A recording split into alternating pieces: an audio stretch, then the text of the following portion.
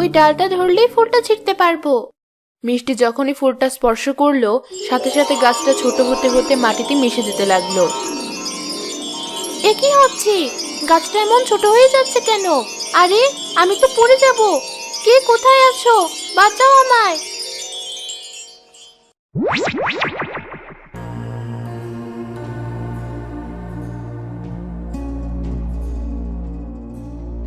আমি কোথায় চলে এসেছি? আর ওই গাছটা কোথায় গেল? ভয় পেও না কন্যা, তুমি এখন পাতালপুরীতে আছো। আর যে গাছটার কথা তুমি ভাবছো সেটা কোনো সাধারণ গাছ না, সেটা এক মায়াবী গাছ।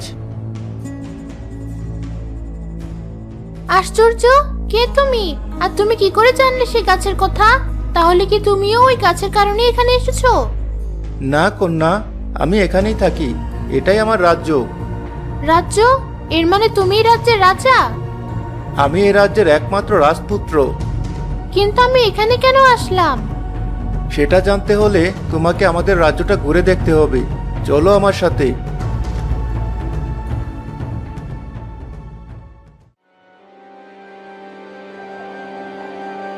বাহ, তোমাদের রাজ্যটা তো আসলেই সুন্দর।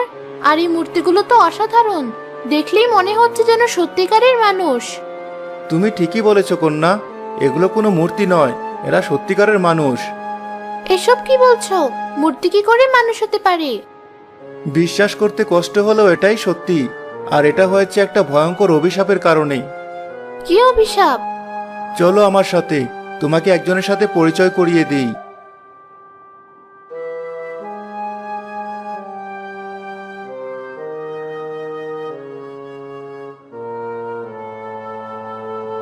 কি চমৎকার চেহারা! কে ইনি? উনি হলেন আমার মা, অর্থাৎ এ রাজ্যের রানী। কেতো না, তোমার মা আসলেই অপরূপ সুন্দরী। কিন্তু এবার তো বলো, কেন তোমার মা সহ রাজ্যের সবাই এমন পাথর হয়ে গেছে? এসবই হয়েছে আমার পাপের কারণে। অনেক আগের কথা, আমাদের এই পাতালপুরীতে কোনো কিছুর অভাব ছিল না, কিন্তু একবার এক অদ্ভুত ঘটনা ঘটে যায়। অদ্ভুত ঘটনা? কিসের অদ্ভুত ঘটনা? সেই দিন ছিল আমার জন্মদিন। আমার আজও মনে আছে, সেদিন আমার মা আমায় বলেছিল,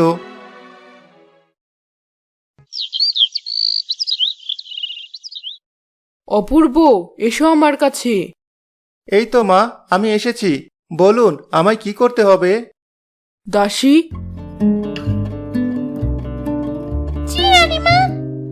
এই বস্ত্রগুলো নিয়ে যাও। আর অপূর্ব, তুমিও যাও দাসীর সাথে। আজ তোমার জন্মদিন, তাই আমি চাই রাজ্যের গরিব দুঃখীদের মধ্যে তুমি এগুলো বিলিয়ে দাও। কিন্তু মা, আমার তো এসব ভালো লাগে না। এভাবে বলো না বাবা, গরিবদের মাঝে দান করলে তারা তোমার জন্য দোয়া করবে। তাই দেরি না করে এক্ষুনি যাও, তোমার বাবাও এটাই চায়।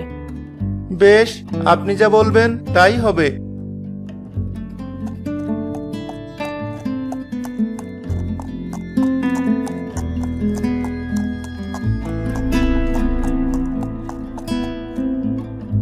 এই নিন রাজপুত্র, এগুলো সবার মাঝে বিলিয়ে দিন। না, আমি এসব পারবো না। মা যতই বলুক, ওই নোংরা মানুষগুলোর মধ্যে আমি যেতে পারবো না। যাদের গায়ে সারাক্ষণ ঘামের গন্ধ, যারা ভালো পোশাক পরে না, তাদের মাঝে আমি যাব না। তার চেয়ে বরং এগুলো তুমিই দিয়ে এসো। কিন্তু রাজপুত্র, এতে তো রানীমা অসন্তুষ্ট হবে।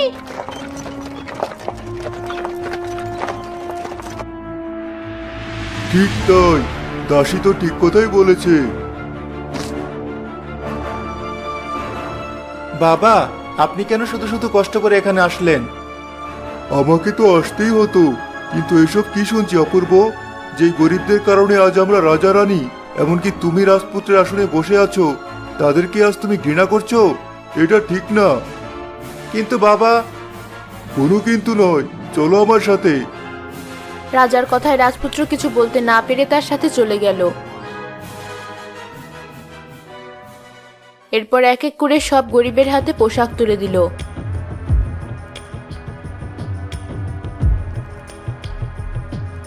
তখনই এক গরিব বৃদ্ধ আসতে রাজপুত্র ঘৃণায় মুখ সরিয়ে নিল। এ কি? এ কারা আমার কাছে পোশাক নিতে এসেছে? ছি ছি, কে তুমি? তোমার সারা শরীরটা তো নোংরা কেন? দাসী, তোমরা কাদেরকে আমার কাছে পাঠিয়েছো? এভাবে কেন বলছেন রাজপুত্র? আমি একজন কৃষক, যার ফলানো শাকসবজি খেয়ে আপনারা সুস্থ আছেন, অথচ আজ কিনা আমাকে দেখে আপনি ঘৃণায় মুখ সরিয়ে নিচ্ছেন। কি বললে তুমি? তোমার এত বড় সাহস! সামান্য কৃষক হয়ে তুমি আমাকে এসব বলছো? রাজপুত্র, চুপ করো। না বাবা, আমাকে কথা বলতে দিন। আপনাদের সাহসী আজ এই সামান্য কৃষক আমাকে এসব বলতে পারছে। তুমি নাকি রাজপুত্র? কিসের এত অহংকার তোমার? বলে যেও না, আজ আমরা আছি বলেই তোমার বাবা মা রাজা রানীর আসনে বসে আছেন, আর তুমি কিনা সামান্য রাজপুত্র হয়ে আমাদের মতো সাধারণ প্রজাদেরকে তুচ্ছ তাচ্ছিল্য করছো। কি বললি? যত বড় মুখ নয় তত বড় কথা। বেশ, এর শাস্তি তুই এখনই পাবি। প্রহরী, আজকে রাজপুত্র, এক্ষুনি এই বৃদ্ধকে ধরে নিয়ে যাও। ওকে এখনই মৃত্যুদণ্ড দাও। আমি চাই ওর এই কঠোর শাস্তি দেখে সবাই ভয় পাক, আর যেন কেউ কখনো রাজবাড়ির কারোর সাথে দুর্ব্যবহার করার সাহস না পায়। এসব তুমি কি বলছো রাজপুত্র? দেখুন বাবা, আমি যা করছি দয়া করে আমাকে করতে দিন। কি হলো প্রহরী, দাঁড়িয়ে আছো কেন? এক্ষুনি নিয়ে যাও এই বৃদ্ধকে। আমি এক্ষুনি ওর শাস্তি দেখতে চাই। শোনো রাজপুত্র, এখনই নিজেকে সামলাও, নইলে কিন্তু তোমার এই রাজ্য ছারকার হয়ে যাবে। তাই নাকি? বেশ, আমিও দেখি কে ছারকার হয়। রাজপুত্রের আদেশে প্রহরীরা বৃদ্ধ কৃষককে ধরতে গেলে বৃদ্ধ বলে উঠল, বেশ, এই যদি তোমার বিচার হয় তবে আমার কথাও শোনো। শুনেছিলাম আজ তোমার জন্মদিন, তাই তোমার জন্য দোয়া করতে এখানে এসেছিলাম। কিন্তু আজ আমি তোমায় অভিশাপ দিচ্ছি। যে রাজ্যের অহংকার তুমি করছো, সে রাজ্য নিমেষেই ছারখার হয়ে যাবে। আর এই যে উপস্থিত সবাই, যারা পাথরের মতো দাঁড়িয়ে অন্যায় বিচার সহ্য করছে, তারা সত্যিকারের পাথর হয়ে যাবে। তুমি শুধু চেয়ে চেয়ে দেখবে। বৃদ্ধ রাজপুত্রকে কথাটা বলার সাথে সাথেই অদৃশ্য হয়ে গেল। রাজ্যের সবাই পাথরের মূর্তিতে রূপান্তরিত হলো।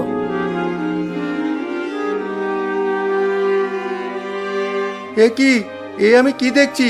হায় হায়, এ আমার কি সর্বনাশ হলো! আমার পাপের ফলে আমার সারা রাজ্য যে ছারখার হয়ে গেল। কেতো না রাজপুত্র, সবকিছু শুনে সত্যি আমার খুব খারাপ লাগছে। কিন্তু আমাকে তুমি কেন এখানে এনেছো তা এখনো বললে না। বৃদ্ধ উধাও হয়ে যাওয়ার পরেই এখানে এই মায়াবী গাছটা প্রকট হয়। এই গাছই আমায় বলেছিল, যেদিন আমার সব পাপ মোচন হবে সেদিনই পাতালপুরীতে এই গাছের মাধ্যমে পৃথিবী থেকে এক কন্যা আসবে। একমাত্র সেই পারবে আমার অভিশাপ খণ্ডাতে।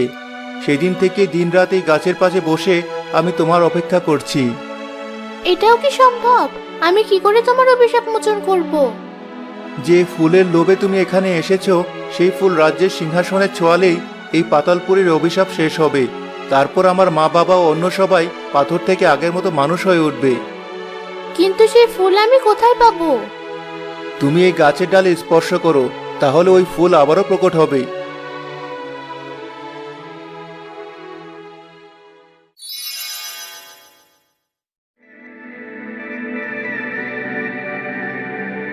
এই তো সেই ফুল। এবার আমাকে সিংহাসনের কাছে নিয়ে চলো।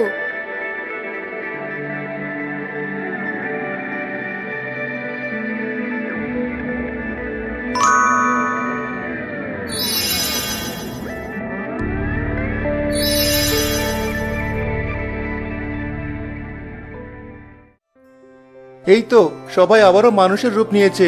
ওই তো আমার মা। অপূর্ব, এসো আমার কাছে। কতদিন পর আবারও মানুষের মতো নিঃশ্বাস নিচ্ছি। আমাকে ক্ষমা করে দিও সবাই। আজ আমার ভুলের কারণে পাতালপুরী অভিশপ্ত হয়েছিল। এইসব আমারই দোষ। তবে কন্যা, তোমাকে অশেষ ধন্যবাদ। আজ তোমার কারণে আমি আমার স্বজনদের ফিরে পেলাম। এভাবে বলো না রাজপুত্র, তুমি যে নিজের ভুল বুঝতে পেরেছো এটাই অনেক। এবার আমার পৃথিবীতে যাওয়ার ব্যবস্থা করো। বেশ, চলো এখনই সেই মায়াবী গাছে স্পর্শ করো, তাহলে তুমি আবারও পৃথিবীতে ফিরে যাবে।